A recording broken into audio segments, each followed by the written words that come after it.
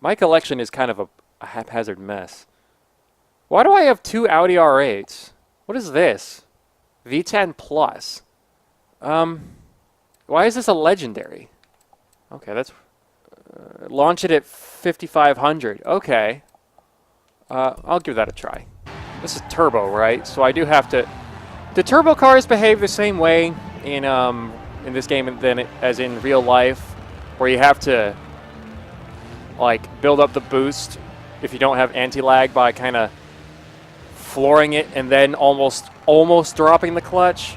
Oh, heck. Okay. So you're saying about, if I can control the throttle, about here. So the gate, do they behave the same in real life where I have to kind of go like this? Like I can't just go like that? Oh, that actually seemed to work perfectly fine. That's, you learn something new every day.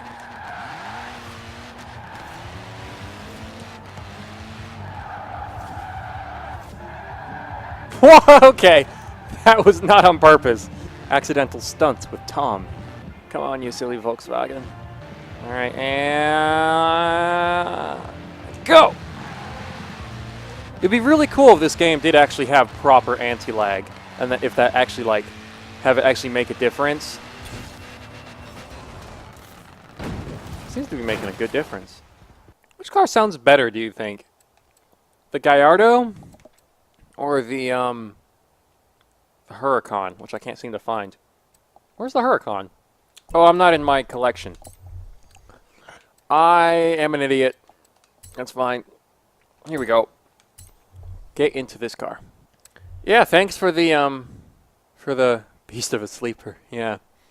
And I'm not usually a very big sleeper person, but it can be funny. Why isn't the Performante in the game? Because I think the Performante looks a lot better than the standard Huracan. Really sounds like they're saying NSX in this song. Same rims as the Golf and radials. Okay, let's give it a try. Do you see that? The FPS that gives me when I do that? 10 FPS? It's nuts. So those wheels, they look a little silly on the Huracan, but that's fine. And then tire compound, drag tires. Should I also change the size? Oh, I can't make them any smaller. Because Huracan logic.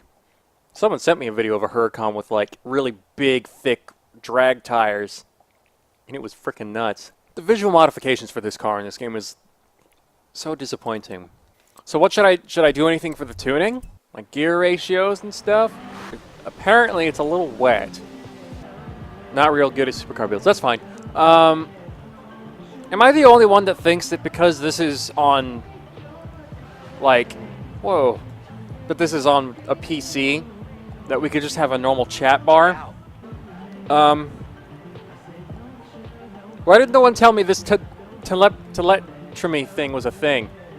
Oh my god, what? What is this? Oh, this is so cool. Oh, this is so cool. I did not know this was a thing. Why did no one tell me?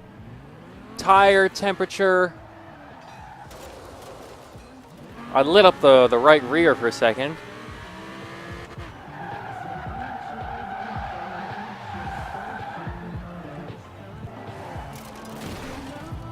That's so neat.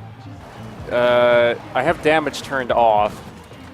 Does damage actually affect the performance of the car in this game? Ha! It's even telling me how much horsepower I'm making. That's so cool. It's like the display we have in the BMW in real life. I love how there's like a clutch thing. But because this is DCT, it's almost kind of useless. I can hear like a blow-off noise. Do they do turbo Lamborghinis in other countries? Or is it mostly just the US? Because we've got VF Engineering, which albeit is more for supercharging and stuff. But then we've got underground racing and stuff, and sheepy racing. I was pressing T to try and do like a chat thing. Woo! Forza Horizon 4 style driving. I somehow managed to not hit a tree there. This is probably like decompressing the footage you guys are watching. How long have I been doing this for? An hour and 7 minutes? I don't know, I just thought I'd do this to take a break from finals and school and stuff. You'll notice I haven't done anything like particularly rage-inducing. Like I haven't tried to do any challenges or whatever. I can get another wheel spin. But yeah, school has just been questioning the point of it all this past week or so, which, can you really blame me? It's finals week and stuff. Like, so I did 2 final projects this past week. One of them was actually due this past week. That was trash. One of them was actually due this past week. It was an 8-page paper for a British literature class. One of my favorite classes of the semester. I really like my English classes and stuff, whether it's rhetoric or something like that. They always seem to be the most social classes. Even if I don't do the best in them, I always prefer them because they're more social, the teacher's nicer. Classes like that are usually the best. But so yeah, I had an 8-page paper for that class. And we were supposed to do like a paper responding to certain things of works from the Victorian era. And so I'm like, how in the world am I going to write an 8-page paper about even one of the things we've read? I just didn't know how to. And so instead, what I did is I wrote an 8-page paper responding to 3 or 4 of the stories that we read in class, and then an extra one. I responded to 20,000 Leagues Under the Sea by Jules Verne, which I hadn't read before. So it was really interesting to research that and stuff and kind of read part of it for the paper. And then I also included a 5th source for just so they didn't get me for plagiarizing stuff, even though technically I already knew the information I was using. It would have been a little too convenient looking for them. But yeah, so I did that paper. That was fine. I also had a video essay for a film music class. That was easy, so that's why I did that ahead of time. And then upcoming this week, I've got one more final essay and a final exam in a class called Foundations of the English Major. That class is just 98% reading and 2% quizzes and papers and stuff. And just, oh my God. And then the final essay is in a philosophy class called Matters of Life and Death. And that's a perfectly chill class. But yeah, school is just, it's one of those things. Like, just wondering like what the point of it all is. And like it takes a long time, and I think I'm one of those people that's in a hurry to grow up. Like I don't feel that I'm not interested in being young. I'm not interested in really going out and partying and doing this, that, and the other. Like I seem to mix a lot better with people that think more like adults, or I enjoy conversations with people that are like a decade older than me, or in a more advanced stage of their life. I don't know. Like, because I know that there's a possibility that me being in a hurry to grow up, I might go, oh, now I wish I was young again. But I don't think it's too likely given the experiences I've had with traveling all over the place and all that sort of stuff. Like, I've already had plenty of adventures and learned all sorts of cool things and met all sorts of people. Now I'd like everything to just fall into a routine that is a little bit more predictable. Like, I've wondered a couple times whether I need a degree for the jobs I'm hoping to get after university. I'm sure a degree would help with, like, getting me more consideration from potential employers, but, like, I mean, because the jobs I want to get, just like after college, the things I want to do are do the YouTube content, because that might make me some money on the side, ideally. Given the way things are going with the channel, it looks that way, which is cool, because I hit 1,000 subscribers very recently, So monetization is basically in the bag. But, you know, I want to also do a job as like a car salesman at like some kind of exotic car dealership.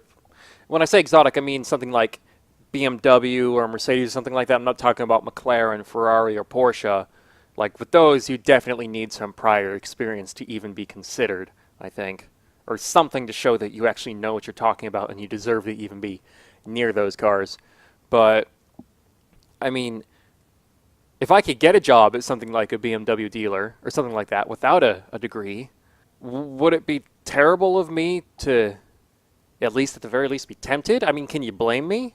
I mean, think about it. Like, so if money is a motivation for getting a degree or anything like that, and I'm able to get a job like that without a degree, like the average annual salary is, according to like the statistics of one of the dealers I've looked at, it's like $60,000 a year, which is $5,000 a month and is 1,200 something like a week.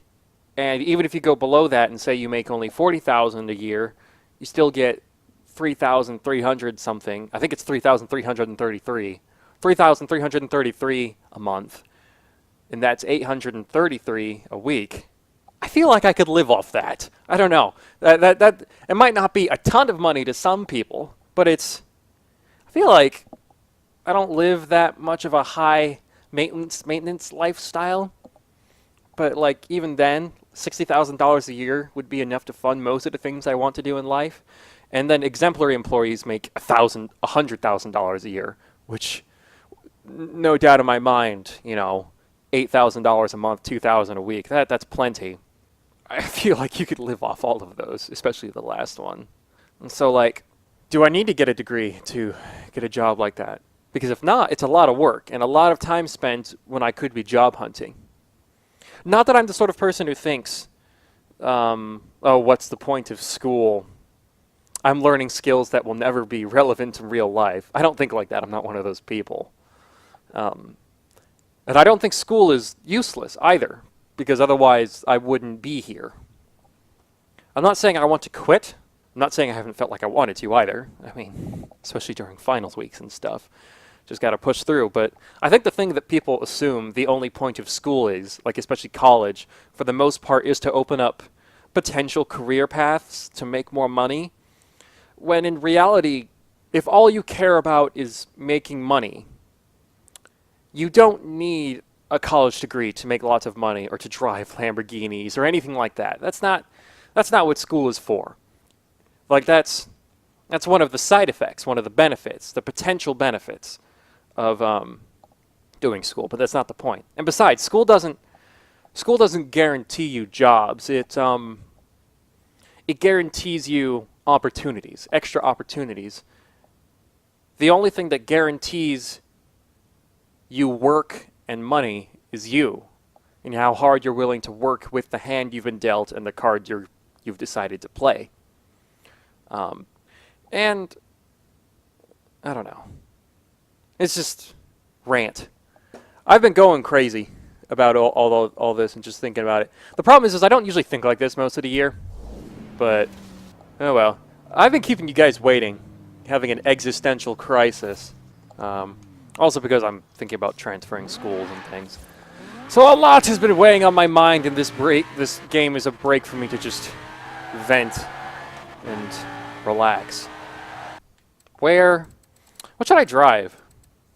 What's a cool car to drive? I have the Vantage S and the Vantage GT12. Rare, epic. I feel like this one is just cooler. Does it come with a wing? I can't remember now. Let's switch to the McLaren P1. The best hypercar of all time. Fight me if you disagree. McLaren. Just look at this thing. Look at how... You cannot say this car doesn't look awesome. I mean, it's not a Ferrari, and it's not a Porsche. Do people get Porsches for looks? I don't know. No offense to Porsche, but, like, I don't know. Porsches look nice, but I don't think you get Porsche for looks. You get it for performance. with the PDK and all that, and their refinement. I love this car so much.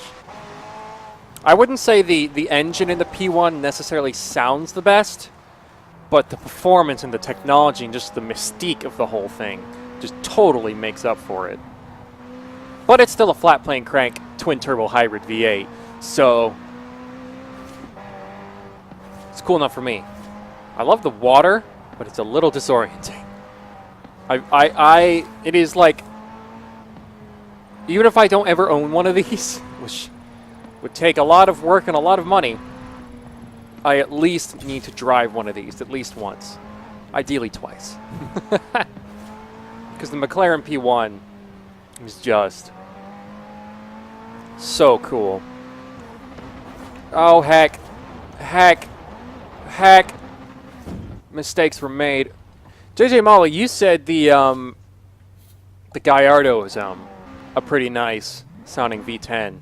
Which, out of all of the versions of the Gallardo, though, which one would you say is the best? Because didn't it have two different engines? Like, didn't it start with a 5.0 and then had the 5.2? Or am I misremembering that? Like, oh, I'm in a tree. Because I agree, the V10 in at least one of the Gallardo versions sounded awesome. Obviously, the Trofeo Stradale also sounded freaking kick-ass, but which one would have been the best? Although, obviously, I've also heard a lot of them in person, so it's like, I don't know. How do you explain what a Lamborghini V10 sounds like in real person? Because that's definitely a thing. Like, seeing a car in person is so different to seeing pictures of it or videos of it on the internet. Like, I used to not be that big of a fan of the R32 until I saw one in person and was actually for sale, and it was so cool and so exciting to see that I almost was like super interested in buying it, but then I didn't, because that would have been a terrible financial decision. That would have been a bit silly. Spontaneous car purchases are not a smart thing to do. Let's get back over here.